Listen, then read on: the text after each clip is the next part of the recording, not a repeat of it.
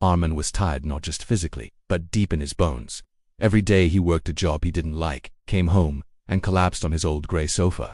Life felt like a loop, one he couldn't escape, but in his heart, a dream brewed quietly. For years, Armin imagined owning a small coffee cart, simple, warm, commuter-driven, but he had no money, no equipment, just an idea scribbled in the back of an old notebook. Paychecks barely covered rent and food. Saving money felt impossible. Every month the dream got further away. Until one day, something inside him snapped. On a cold, rainy evening, soaked from work, he sank into the sofa. If I don't do something now, he thought, I'll never try. He looked around. That sofa suddenly looked valuable. He posted it online. Used sofa, $150. It felt like selling a part of himself, but also like the start of something bigger. 2 days later, someone picked it up. His apartment looked emptier, almost sad. But Armin felt a tiny spark inside him.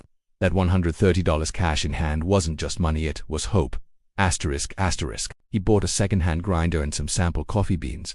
He had no barista training, just YouTube and late-night experiments in his tiny kitchen. The first cups were terrible. Too bitter, too sour. But he kept adjusting, learning, tasting. One night he made a cup that made him smile. It tasted like possibility. He couldn't afford a fancy coffee truck, but maybe a street cart. He found a rusty old cart online. $400 still out of reach. Armin pawned his watch and a speaker.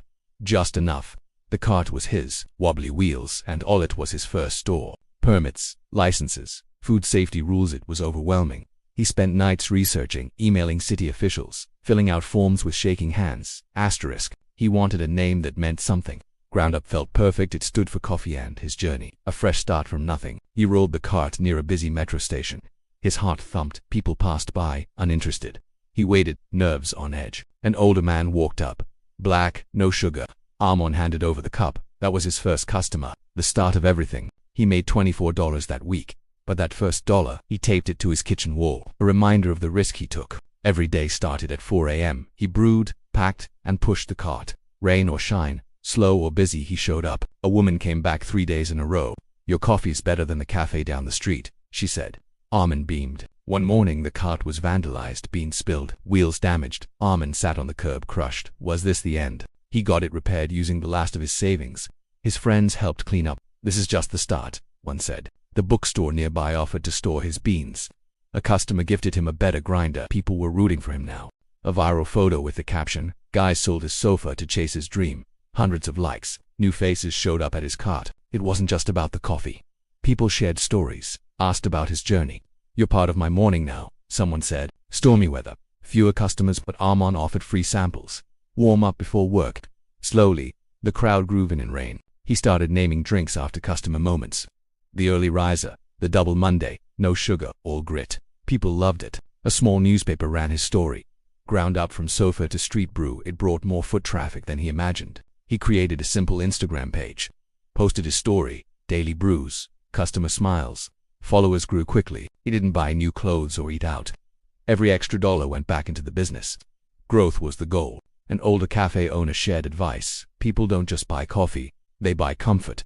Be the comfort. Armin listened. After a year, he bought a second cart. This time, painted, branded, and clean.